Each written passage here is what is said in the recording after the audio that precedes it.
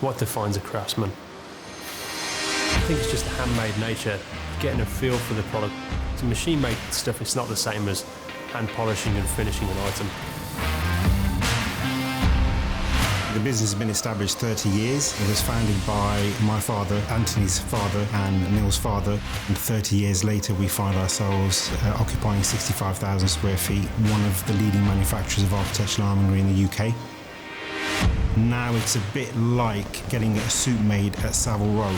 So we tailor-make specification to the customer's needs. So it's nice to be able to go from an idea that an architect or a designer has, drawing up what can be made, what can't be made, and then run it through the whole process and come up with a physical item just from somebody's idea. It starts right from a customer sending us a design, a sketch on a piece of paper, whereas now we can create the design on CAD, create photorealistic images, drawings, etc. They know exactly what they're getting. It enables us to create designs that you can never do on a conventional machine. You go to some factories and they only do half the work themselves, whereas here at Instinct, it's all in-house. You go from raw material all the way through the processes to final finishing and packing the product up. So it's nice to see a product go from a raw billet of stainless into a fully finished, ready-to-go door handle. When a job first comes through, it'll come to me and I sign it off and give the okay to the boys that every single one has got to match this level of quality, and it's up to them to maintain it. And luckily we've got a good team of guys, a lot of care involved, and they take a lot of personal pride in maintaining a certain level of quality. A lot of the guys have been here for 20, 25 years, so it's closer than a lot of family in some cases.